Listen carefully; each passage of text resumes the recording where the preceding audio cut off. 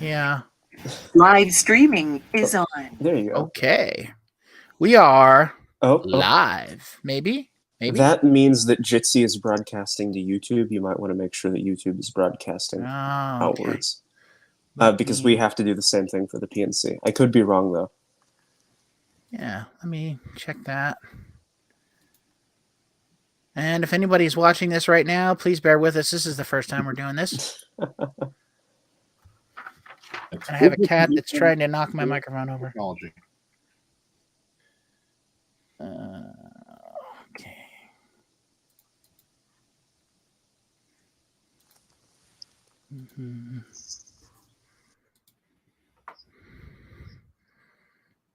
Yeah, we're good. We are going, and I don't want to.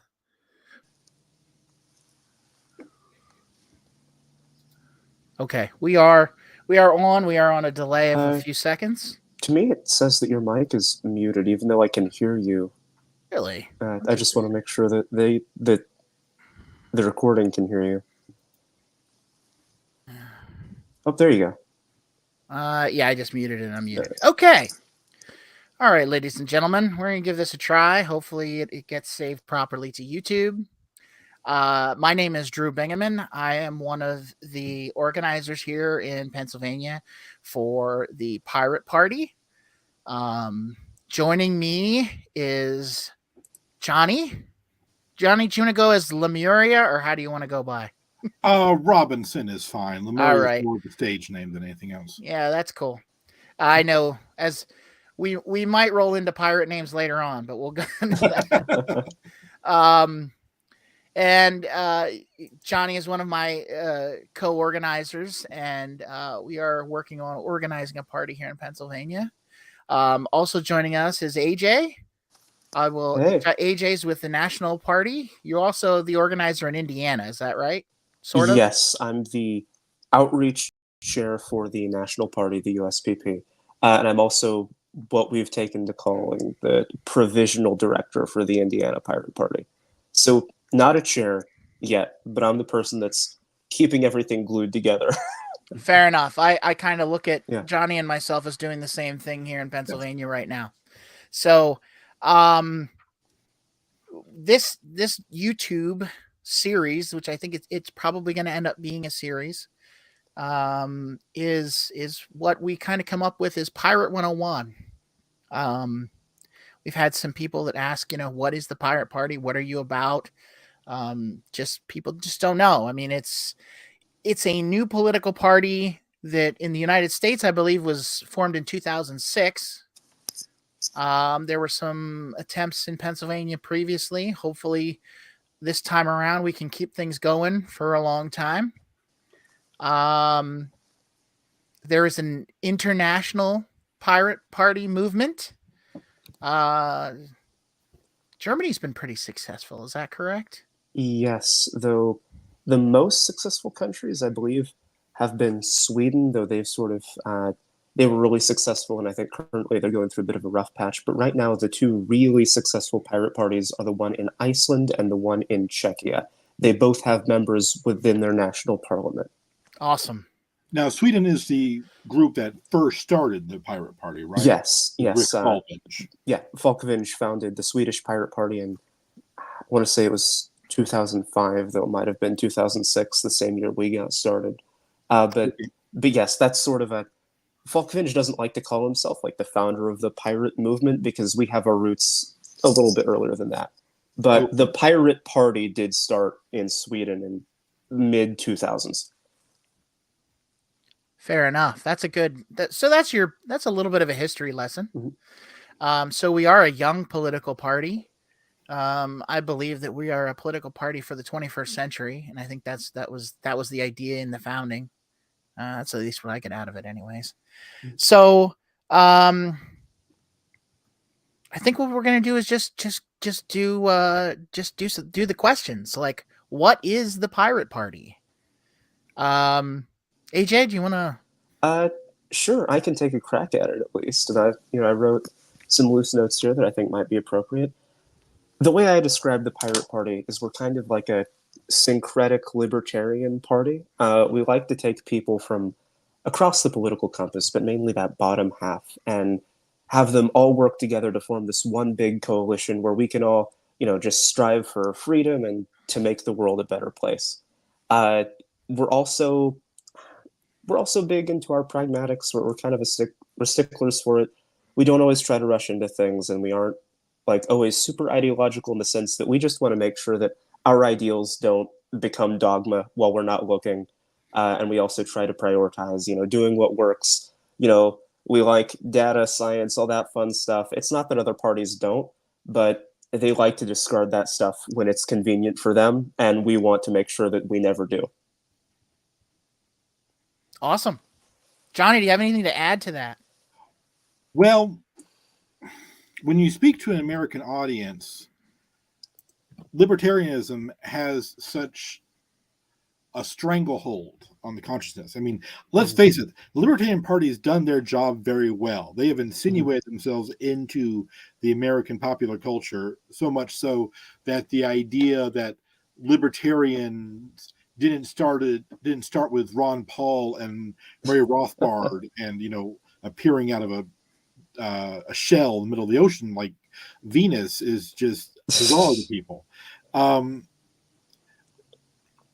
But what I love about the Pirate Party is it's an idea of going for liberty, going for the idea we don't need authoritarianism from what seems to be an American absent angle.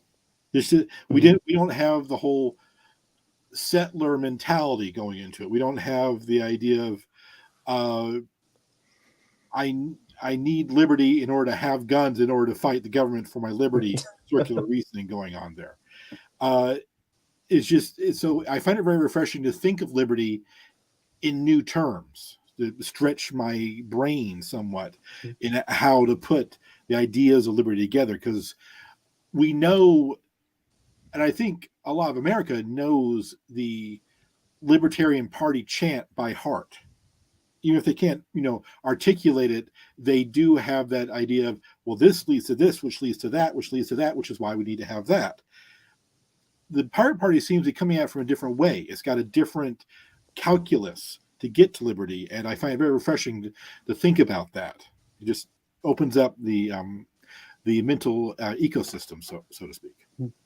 Yeah, there are actually two things I want to add to that, if that's okay. Sure, go ahead. One is, it is really difficult to untangle big L libertarianism from small L libertarianism in, the U.S. sense, but I think that's just because our U.S. politics as a whole are so close-minded a lot of the time that it's really hard to figure out the angle that you want to go through to help teach people that there are other, maybe even better ways of doing things. And also, to the point of, looking at things from a new angle, I really think that the fact that we are an international movement and, all of us from different countries, different cultures, a bunch of different political backgrounds are constantly collaborating really does help to keep us honest and, keeps us, on the right track. And that right track is, well, liberty is just scientific policy making. It's just doing what makes sense.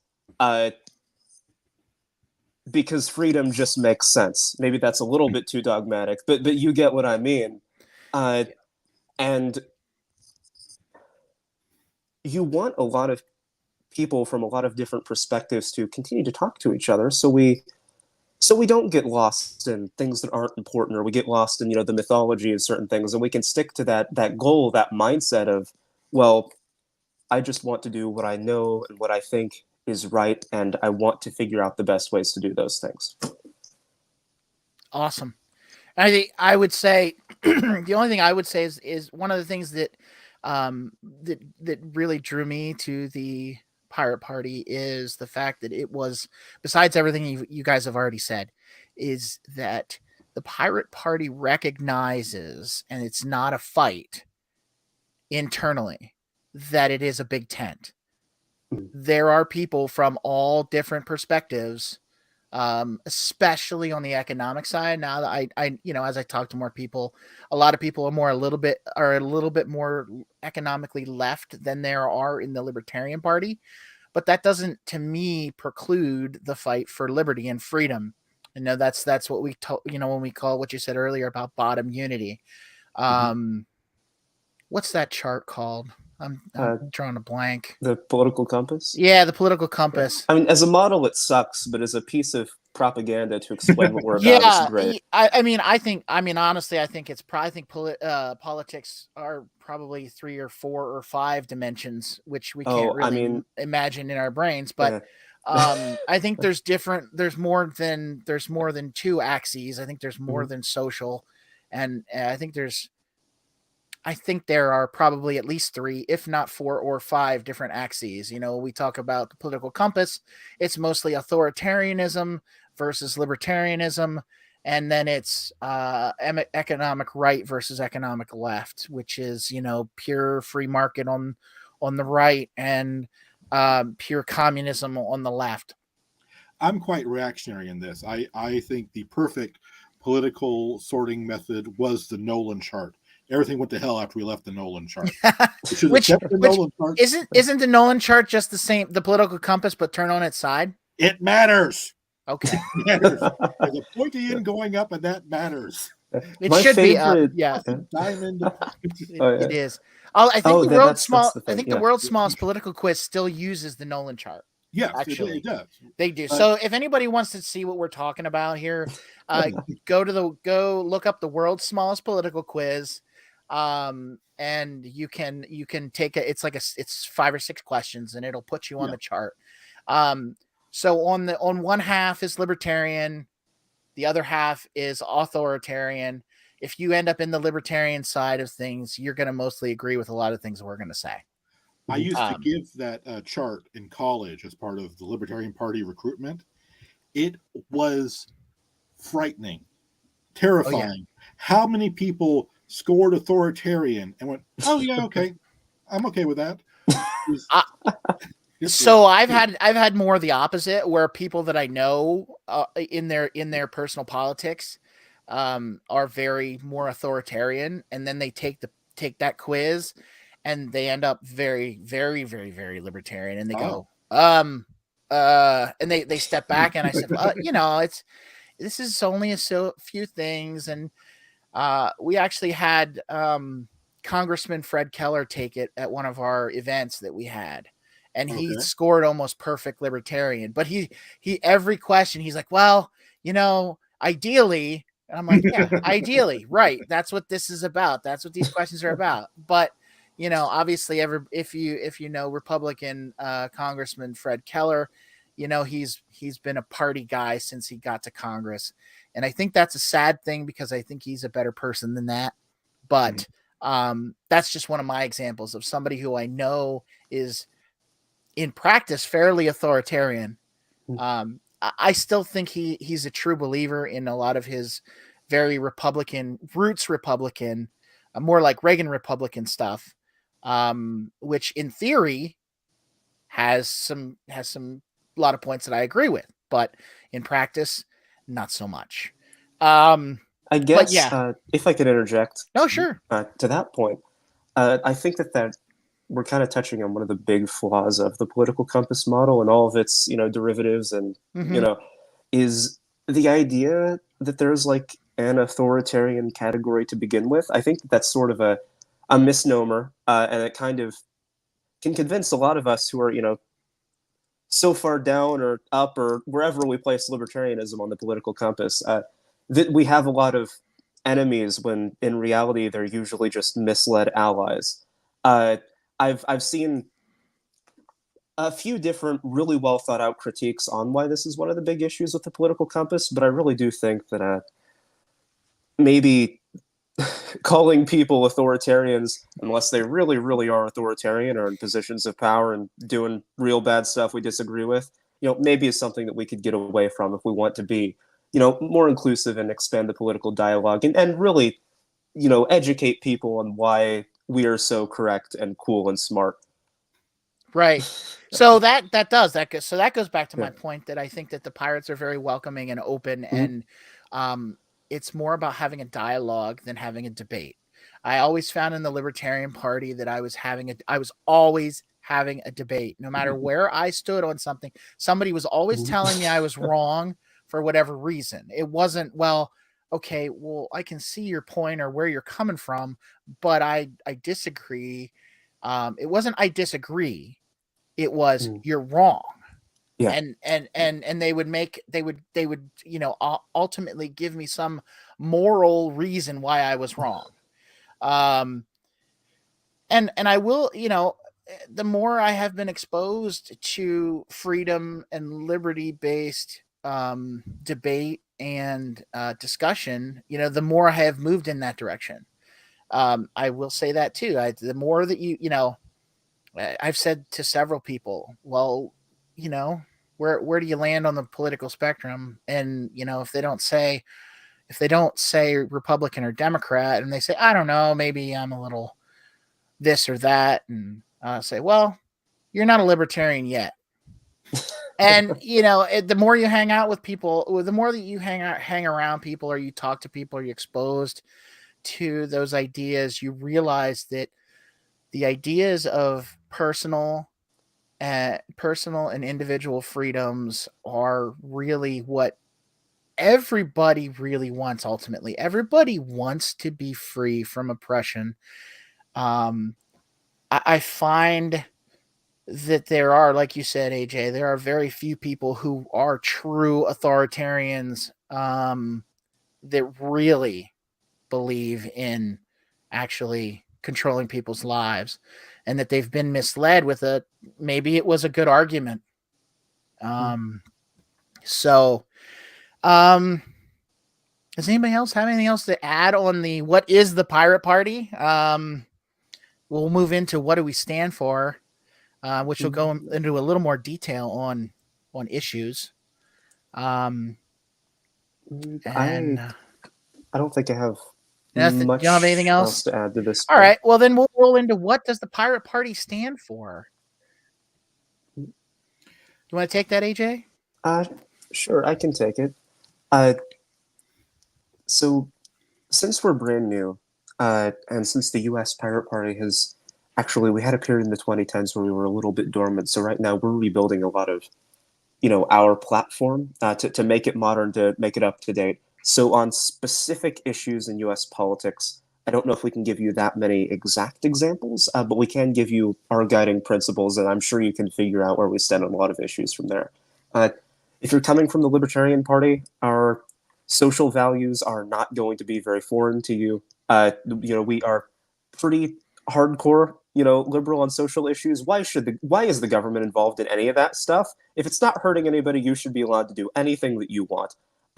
And if you have made a mistake and it has only hurt you, there is absolutely no reason why the government should decide that you should be punished for that instead of helped. So I think that is a pretty good rundown on how we feel about a lot of that stuff. When it comes to some of our values, we like transparency for the systems that have any kind of control over you. So if you are giving up freedom to make something else work, you should know exactly what that system or organization is doing, why it's benefiting you, how it's doing what it's doing. There should be none of this. And let's be honest, our government says that they try to be transparent. They try to tell us what's going on. They don't. I mean, you get documents back from the CIA and things become declassified and half the page is blacked out. Mm-hmm. It's crazy. We don't like that. We want to make sure that if some organization has power over you and you've signed some kind of social contract to make it so, which, keep in mind, you should actually have a choice when it comes to that social contract, because right now you don't. but if you do opt into that social contract, you should be allowed to know what's going on. Other than that, civil rights and civil liberties are of the utmost importance to us. That kind of ties into the next point. And honestly, just in general, across the board, you should have a really gosh dang good point if you want to restrict someone's freedom. And like I said, I think like Drew touched on, economics is an ongoing debate. There are a few different versions of, a free economic society. It's not really just laissez-faire classical liberalism. There are a lot of other ideas that we do like to entertain, and that is an ongoing debate. If you have a preference, if there's some kind of, free economic system that you really love, even if it's some kind of weird niche, strange one. We've got mutualists in the Pirate Party. They have their fun. Like it. Feel free to talk about it. You can.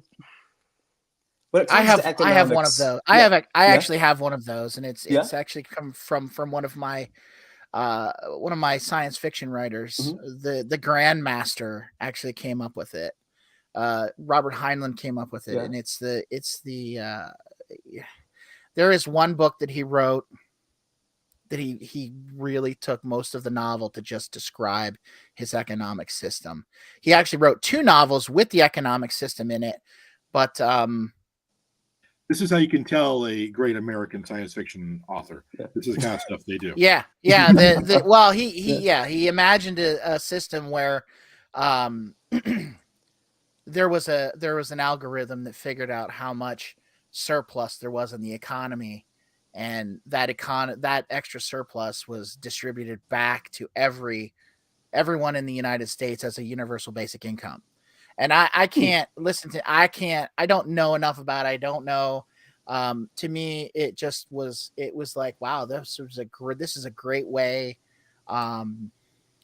to have an economic system where people can choose if they even need to work, because everything was based upon overproduction. Mhm. And when there's overproduction, there's surplus, and that surplus goes back to the people. And I think a lot of things that are going on in this country, especially when it comes to mineral rights, like Alaska is an example of mineral rights going back to the people. I think there are, a lot of people cringe seriously when you talk universal basic income, but I think there are a lot of different ways to do it outside of taxing and distributing that wealth that can be a basis for a universal basic income. And I think as we move into the future with more technology, I think we're really going to have to seriously look at some of those options. I see things. We already see automation replacing people. Now that makes room for other jobs, but who's getting those jobs and how can they get them? Yeah, and Right. that's a big thing too. I mean, when it comes to automation, there's still a lot of jobs, but the focus is shifting from, these blue collar jobs that anyone can walk in and get to these highly skilled jobs. And we don't have an economy that makes sure those people that are now out of a job can go get those new jobs. And that's just one example of what's going on. Oh, Well, go ahead, John. That is a common refrain, and one I have certainly used myself. However, recently there's been a computer program that's come out called DALL-E. Mhm. I don't know if you heard of it. I have not heard of it. Spelled the same way as Wall-E. Okay. And it's one of those deep learning programs where, machine intelligence, stuff like that. The upshot is you tell it what to draw, and it will draw it for you. You tell it, draw me a radish holding a flag. It will draw you a radish holding a flag. Draw me a steampunk rabbit on a park bench. It will draw you a steampunk rabbit on a park bench. Basically, we have leapfrogged over automating away blue-collar jobs to seriously approaching automating away illustrators. Right. Combine that with the AIs that can write novels now, it turns out the intelligence needed to run machines, what might be loosely and unfairly classified as like blue-collar intelligence, the muscle memory needed for machines, is harder to replicate in some respects than the intelligence needed for some creative aspects. So let us not rest too much on laurels that we have to watch out for the blue-collar folks because they're going to get their jobs lost while the creatives are going to live in some ivory tower. That may be switched. Do not get too comfortable, is all I'm saying. Well, so where I look at it as automation and AI are coming to replace almost everything everybody does. And I think we need to come to grips with that. We already see we see that in certain areas now where we're on the verge of truck drivers being replaced, with automated trucks. That's a huge industry. And quite frankly, I want to, when it comes back to what does the Pirate Party stand for? I want to see all the patent trolls be abolished. So, that's another industry that would be gone if I had my way. I think I don't know how artificial intelligence is gonna affect Wall Street. Is that going to replace? Is artificial intelligence going to replace a lot of people on Wall Street that are advisors? The only thing on Wall Street that does not need to burn is the actual statue of the bull. Everything else, I would light a weenie roast for. Can't we maybe just open up, put a door on the bull and roast all of them in that? Classic. I mean, yeah, I have a lot of issues with Wall Street myself. I think there's too much. It's become too much of a casino. And I think there's a better place for gambling, and that's in a casino, where what your odds are. And I'd rather play it as a game than play with people's lives and their ability to put food on their table. Going back to a more general idea about this, I mentioned Rick Falkvinge earlier, and I understand that he is not, shall we say, the daddy of the Pirate Party, but he has written quite a bit about it. He's created. I do want to get this clear. He's either directly created or inspired or been the first person to write down a lot of our concepts. So that's not to discredit him in any way. Right. He is a really, really important figure. He just also wants to make sure that at the same time the movement continues to outgrow him, and that's also something he's pretty adamant about. Well, I mentioned him because I go to his website and he's got the what is called the Pirate Wheel, which is like the 8 core principles about it. And one of them on there is the swarm economy. So the idea of transforming our economy from an industrial employment-based economy, which we're sort of dying in right now, into a swarm network-based one. And he mentions using like Linux and Wikipedia as sort of quasi-volunteer models to get stuff done. And I find these ideas fascinating. I'd love to see them a bit more fleshed out as to what this would actually mean and all that. But I do think that we should approach this definitely from we have lots of opportunities more than we have lots of problems. Because we have so many opportunities to do things so much better. Yep. We should, I like approaching the subject from that viewpoint.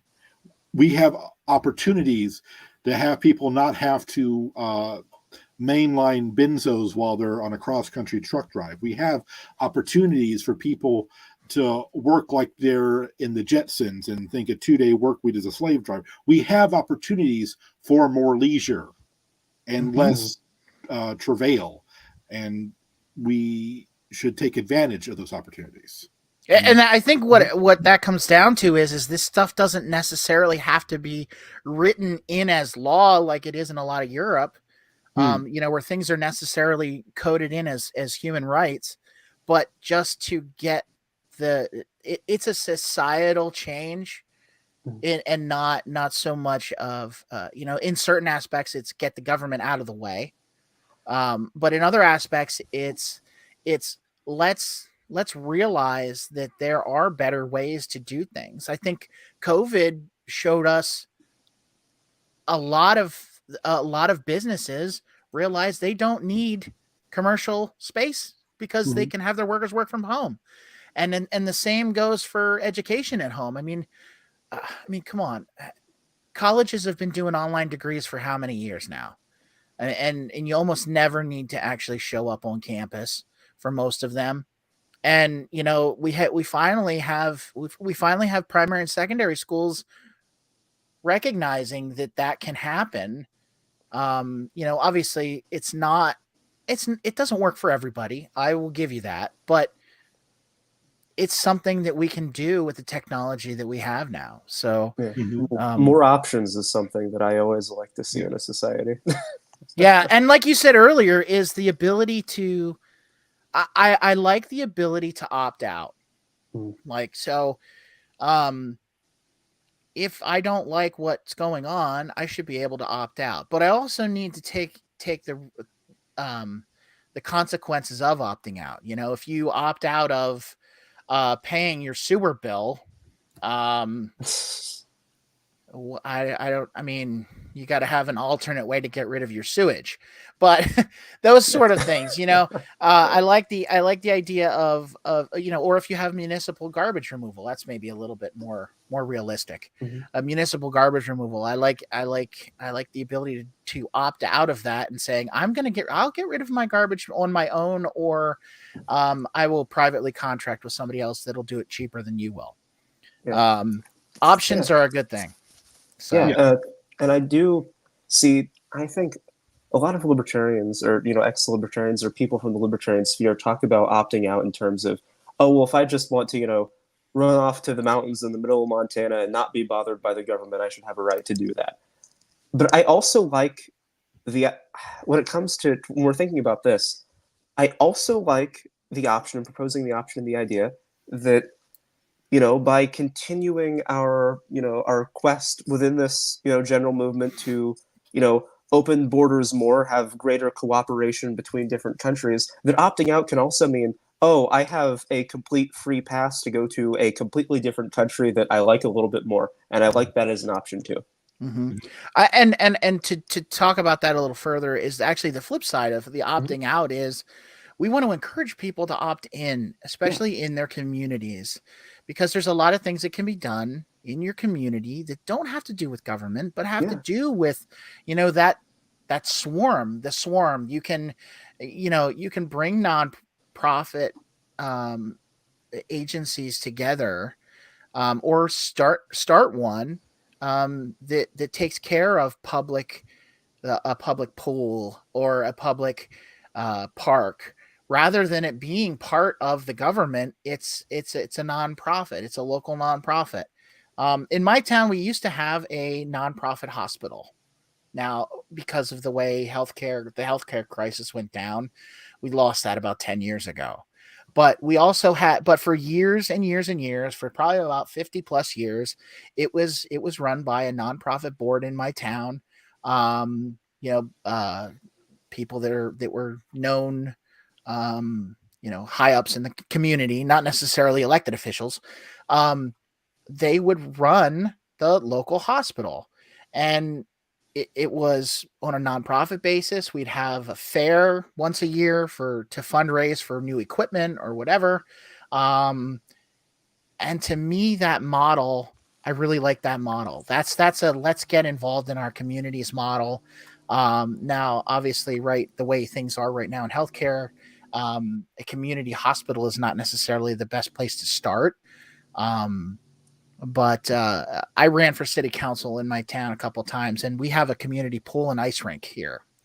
And one of my things is over the years it has been a political football.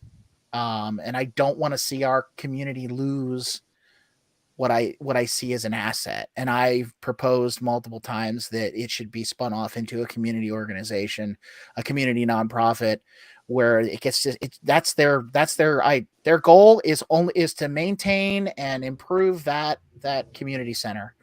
And to me, there's plenty of opportunity. There's plenty of businesses that are based in my town that would absolutely contribute and love to help that out. So yeah. And honestly, this reminds me of something I really like about the Pirate Party and our ethics and our values, which is, right libertarians, they can talk all they want about, volunteerism and all of these, dreams they have for society or whatever. And left libertarians can talk about, their perfect communal society and their mutual aid or whatever. But pirates, we say, we're just gonna, at least in my experience, we say we're just gonna do it. If not you, then who? Start opting in. You can talk as much as you want to talk. That doesn't do anything. Get involved in your local government, in your local community, and turn it into that utopia of your dreams, because if you don't start now, it's not going to happen. Mm-hmm. That's true. And when I think about what the Pennsylvania Pirate Party can be, one of the major criticisms about politics in general is it leads to electoralism, to the idea is the be all and end all of political activism is voting. You get into politics to vote, either to be voted for or to vote for other people. That's what it's doing. Oh my God, there's a disaster. Well, we got to vote about it. Oh my God, the fascist party might win the election next year. Well, we got to vote about it. Everything devolves down to voting, and which quickly devolves down to, well, you got to vote against the bad thing and vote against the good thing. There's no good thing. Oh, just vote against the worst bad thing. And then we're back to the two-party system. There are so many direct action things that organizations like political parties could also be involved in, because you can't do politics 24/7.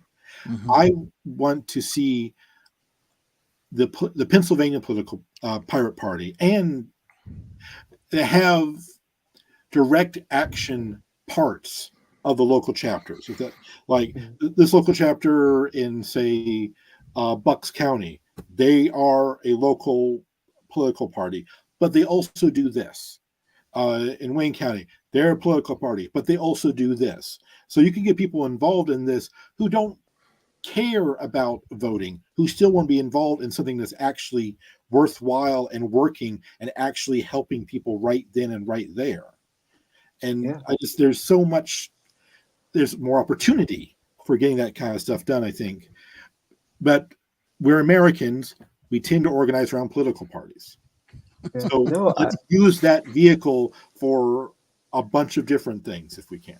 Yeah, I think you're absolutely right. And I honestly think to some extent it's kind of in our blood as pirates. I know in the past, both us and the Australian pirates and, some other pirate parties around the world have gotten a decent amount of their member base. Again, this was back in the early days, so it was basically based around, the tech side of things. They did a lot of events, these different parties, where they just would, book a room somewhere and they'd say, hey, we're basically free tech support, come bring your crap in and we'll tell you, what's wrong, all this stuff. And they got a decent, if I can recall correctly, they got members out of that and they created, a strong community out of that and doing things like that. So no, I think it's a great idea. And I've already been trying to figure out how maybe we could bring that back. Naturally, right now we're small, definitely smaller than we were in 2008. But we're getting bigger again. And I think as we move forward, I do really want to keep in mind the component of, what can we do other than contesting elections? Mm-hmm. Well, I think what we've been talking about the last few minutes is actually what makes the Pirate Party different. Mm-hmm. What makes us different from just a standard Republican, Democrat, Libertarian, Green, which are the four recognized political parties in Pennsylvania. What makes us different than those older parties? And what we're talking about is actually encouraging direct action, encouraging, there are things, and I've said this before when I was part of the Libertarian Party, that not everybody is cut out for every job. So not everybody's cut out to be chair, not everybody's cut out to be secretary, not everybody's cut out to be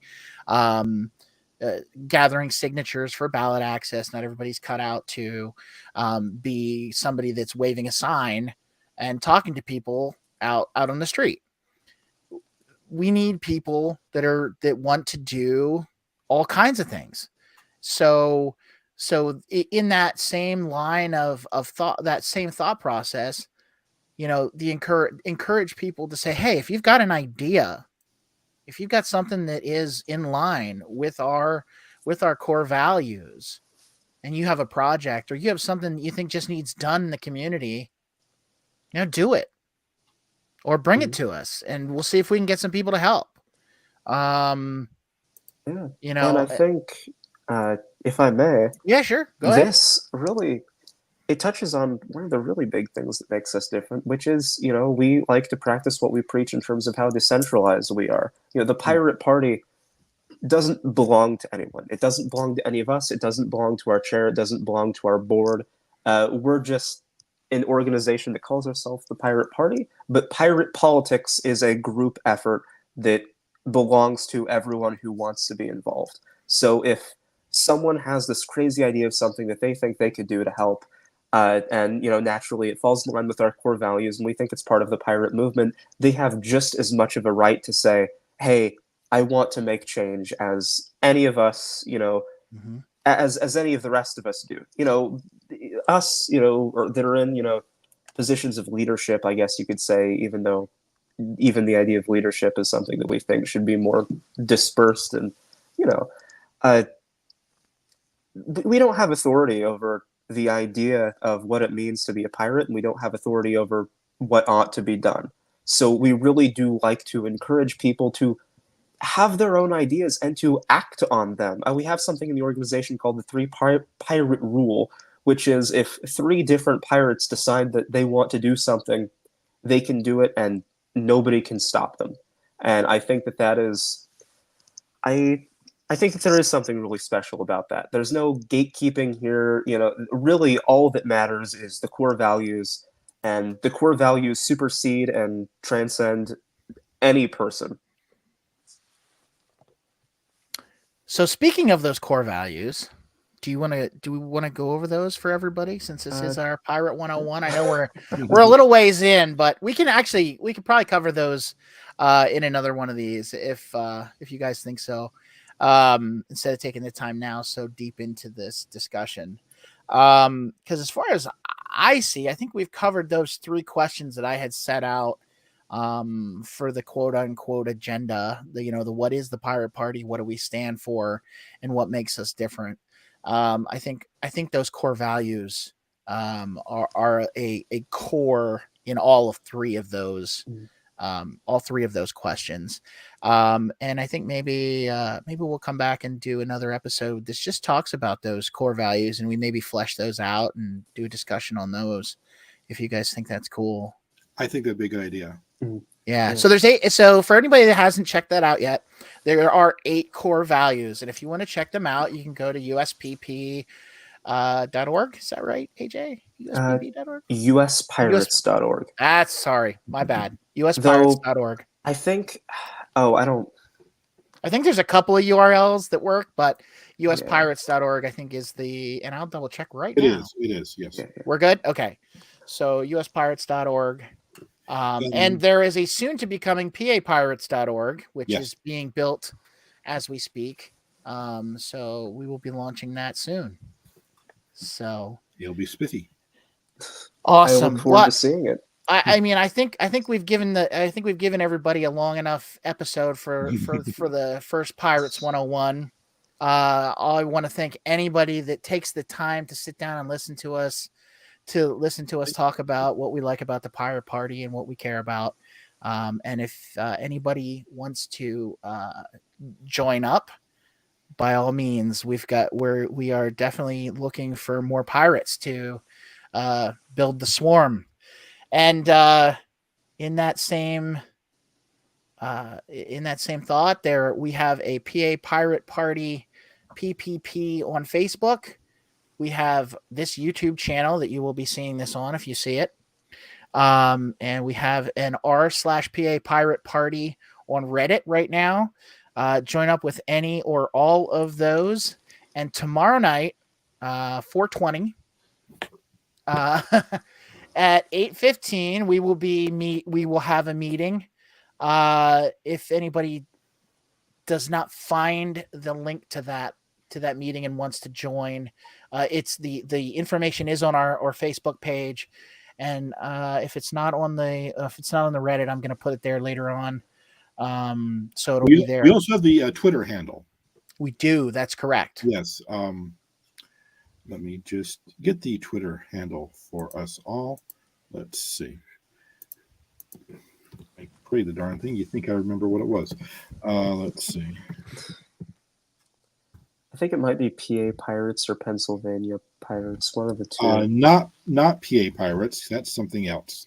That is a business of some sort. Let's see. I guess you also have a sports team to contend with, don't you? We do. We have the Pittsburgh Pirates, Pittsburgh Pirates, the baseball team. Yeah. You know, a while back, Mitch found like old Pittsburgh Pirates like images that he thought were like now in the public domain and free use. I don't know if they actually are. I couldn't tell you. But you might want to. This is just a project for you two. You might want to go snooping because if any of that stuff is in the public domain, that would be really cool and fun to use. That's just my suggestion. Did you find it? Not yet. Don't worry too much about it. By next week, we will be fully functional with the Twitter handle blasted everywhere.